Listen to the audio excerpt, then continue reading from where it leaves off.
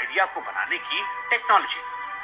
ऋग्वेद, जो दुनिया का सबसे प्राचीन ग्रंथ है, उसमें विश्वकर्मा जी को सर्वदृष्टा कहा गया है, यानी वो शक्ति जिसकी आंखें हर जगह है, जिसके हाथ हर जगह है।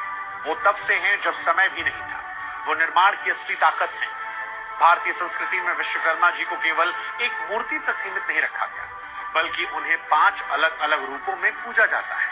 और अगर आप ध्यान से देखेंगे तो ये 5 रूप असल में इंसान की तरक्की के 5 कदम हैं। यही वो 5 समुदाय हैं जिन्होंने भारत को सोने की चिड़िया बनाया था।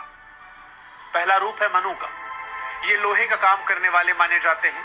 ये वो दौर था जब इंसान ने शिकार और सुरक्षा के लिए हथियार बनाने के लिए लोहे को पिघलाना शुरू किया। दूसरा रूप मैं। ये लकड़ी काम करने वाले हैं। जब इंसान ने जंगल काटे, घर बनाए, रथ बनाए, सबसे बड़ा आविष्कार पहिया बनाया। तीसरा त्वष्टा। ये तांबे हैं, कांसे के कारीगर, जिन्होंने धातुओं को मिलाकर नई मिश्र धातु बनाना सिखाया, जिससे बर्तन और मूर्तियां बनी। चौथा रूप शिल्पी का। ये पत्थर का काम करने वाले हैं, जिन्होंने मंदिर, किले और पिरामिड बनाए, यानी सिविल इंजीनियरिंग की शुरुआत यहीं से हुई। और पांचवा जो है अंतिम, वो है विश्वज्ञ। ये सोने चांदी काम करने वाले हैं। सोना चांदी केवल गहना नहीं, प्राचीन समय में इसका इस्तेमाल ऊर्जा और मंदिरों के शिखर के लिए होता था। यानी विश्वकर्मा जी ने इंसान को सुई से लेकर जहाज तक और झोपड़ी से लेकर महल तक बनाने का हुनर दिया। वो हर उस हाथ में बसते हैं जो कुछ नया बना रहा है। अब बात की जाए उनके आविष्कारों की, जिन्होंने आज के वैज्ञानिकों की नींद उड़ा रखी है। विश्वकर्मा जी ने देवताओं के लिए ऐसे हथियार बनाए जो आज की परमाणु शक्ति से भी ज्यादा खतरनाक। हम सब ने सुना है, भगवान इंद्र का वज्र जो था वो दधीची ऋषि की हड्डियों से बना था। लेकिन एक इंजीनियर की नजर से आप सोचिए, हड्डियां तो कैल्शियम होती हैं, वो इतनी मजबूत कैसे हो सकती हैं कि पहाड़ को तोड़ दे। यहीं पर विश्वकर्मा जी की बायो इंजीनियरिंग का पता लगता है।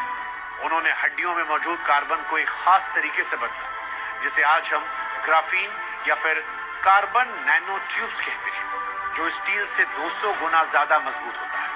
ब्रश केवल एक हथियार नहीं था, वो बिजली को एक दिशा में फेंकने वाला यंत्र था, जिसे आज हम डायरेक्ट एनर्जी वेपन कहते हैं। इसी तरह भगवान विष्णु के सुदर्शन चक्र को हम एक घूमता हुआ हथियार मानते हैं, लेकिन इसकी खासियत क्या थी?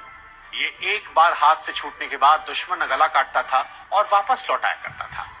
आज की फौजी भाषा में कहें तो बूमरैंग ड्रोन या गाइडेड मिसाइल। लेकिन सुदर्शन चक्र उससे भी कहीं आगे था। उसमें सेंसर थे।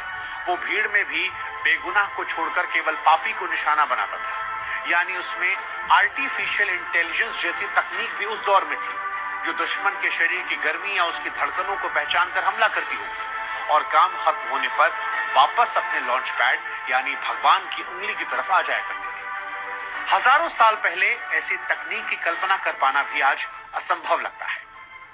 विश्वकर्मा जी की सबसे चर्चित रचनाओं में से एक पुष्पक विमान, जिसे उन्होंने पहले कुबेर के लिए बनाया और बाद में रावण ने उस पर कब्जा कर लिया। रामायण में लिखा गया है, मनोवेग यानी विमान मन की गति से चलता था। अब आप सोचिए कि इसमें कोई स्टीयरिंग व्हील, गियर या बटन नहीं था। पायलट जो सोचता, विमान वही करता। आज एलोन मस्क की कंपनी न्यूरालिंक इसी टेक्निक पर काम कर रही है। उनका मकसद है कि इंसान केवल सोचकर कंप्यूटर या मशीन को कंट्रोल कर सके। आज हम अपने दिमाग से कर्सर हिलाने की कोशिश कर रहे हैं, लेकिन त्रेता युग में विश्वकर्मा जी ने पूरा का पूरा विमान माइंड कंट्रोल से उड़ा दिया था। इसके अलावा प्राचीन वैमानिक शास्त्र में सिर्फ पुष्पक विमान नहीं, बल्कि शकुन विमान, रुक्म विमान और त्रिपुर विमान का भी जिक्र है। पुष्पक विमान को उड़ने के लिए रनवे की जरूरत नहीं थी। वो सीधा ऊपर उठता और उसमें किसी प्रकार का धुआं या आवाज नहीं थी। इसका मतलब है वो पेट्रोल डीजल से नहीं, बल्कि मरकरी वोल्टेक्स पारे से चलने वाला इंजन या फिर एंटी ग्रेविटी इंजन का इस्तेमाल कर रहा था। ये टेक्निक आज भी हमारे वैज्ञानिकों के लिए पहेली है। नासा आज भी उन सिद्धांतों को समझने की कोशिश कर रहा है जो महर्षि भारद्वाज ने हजारों साल पहले लिखे थे। अब आप भगवान विश्वकर्मा की सिविल इंजीनियरिंग और मरीन इंजीनियरिंग पर नजर डालिए। भगवान कृष्ण की द्वारिका नगरी, जब कृष्ण को मथुरा सुरक्षित नहीं लगी तो उन्होंने विश्वकर्मा को बुलाया और कहा, मुझे एक ऐसा किला चाहिए जिसे कोई ना भेद सके। विश्वकर्मा जी ने जमीन पर नहीं बल्कि समुद्र के बीचों बीच पूरा एक शहर खड़ा कर दिया। आज हम और आप जब दुबई पाम जुमेराह को देखकर हैरान होते हैं, जिसे समुद्र में मिट्टी डालकर बनाए, इसे लैंड रिक्लेमेशन कहते हैं। लेकिन विश्वकर्मा जी ने यह सारा काम 5000 साल पहले कर दिया था। आज जब वैज्ञानिक गुजरात के तट पर समुद्र के नीचे खोजबीन करते हैं तो वहां उन्हें एक विशाल दीवार, बड़े बड़े लंगर और भारी पत्थरों के अवशेष मिलते हैं जो चीख चीख कर गवाही देते हैं कि द्वारिका कोई कहानी नहीं थी, एक हकीकत थी।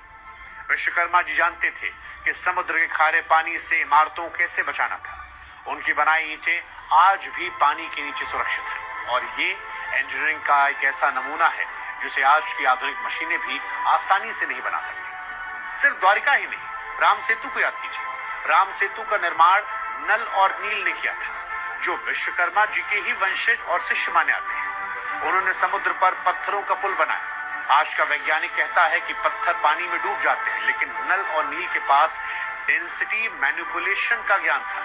उन्होंने ऐसे पत्थर चुने या बनाए जिनके अंदर हवा की थैली, एयर पॉकेट जैसी थी, जैसे आज का प्यूमिन स्टोन होता है, लेकिन वो पत्थर इतना मजबूत था कि पूरी वानर सेना का भार उठा सके। अब आप सोचिए कि बिना किसी कंक्रीट और पिलर के उफनते समुद्र के ऊपर 48 किलोमीटर लंबा पुल बना देना, क्या ये किसी चमत्कार से कम है? अगर आपको लगता है कि द्वारिका और लंका तो गायब हो चुकी है, तो चलिए मैं आपको जीवित सबूत दिखाता हूं जो आज भी मौजूद है और जिन्हें देखकर मॉडर्न साइंस अपना सिर पीट लेती है। पहला, महाराष्ट्र कैलाश मंदिर।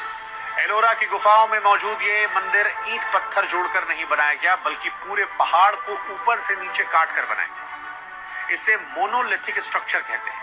वैज्ञानिकों का अनुमान है कि इसे बनाने के लिए 4 लाख टन पत्थर बाहर निकाला गया। लेकिन हैरानी की बात यह है कि वो 4 लाख टन पत्थर कहां गया? आसपास के 100 किलोमीटर तक उसके मलबे का कोई निशान नहीं। क्या विश्वकर्मा जी के वंशजों के पास कोई ऐसी मशीन थी जो पत्थरों को पिघलाती थी या भाप बनाती थी?